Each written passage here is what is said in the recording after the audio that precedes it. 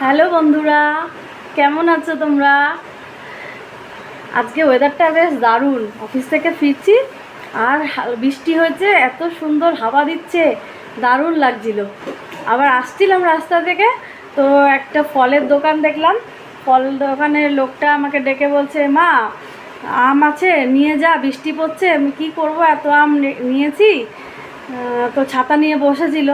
না ঠিক আছে, আম তো আমার ভালোই লাগে, তা কী করব, চলো দেখে আম নিয়ে এসেছি, গাছ পাকা আম। দেখো তোমরা, এই দেখো বন্ধুরা, এই আমগুলো আমি আজকে নিয়ে এসেছি, পুরো গাছ পাকা আম।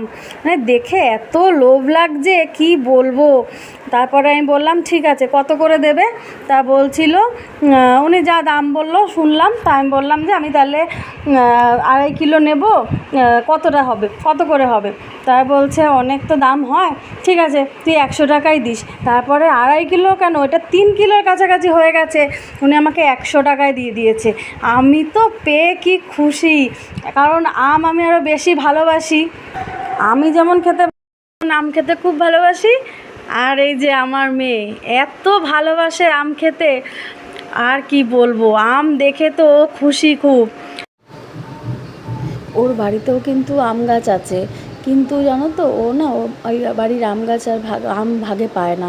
তো সেই ক্ষেত্রে ও যাতে সেই জায়গাটা যাতে পূরণ করতে পারি, সেই জন্য আমি ওর জন্য যথেষ্ট পরিমাণে আম নিয়ে আসি, যাতে ও সেই অভাবটা না বুঝতে পারে কখনো।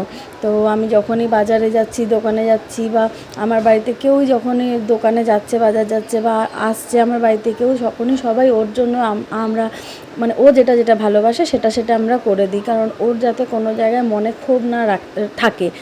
তো সেই জন্য, আর সাথে জামও এনেছি, আম জাম দুটোই ও মজা করে খাবে। তো চলো বন্ধুরা, আমরা এখন এগুলো খাবো। Good night, bye bye.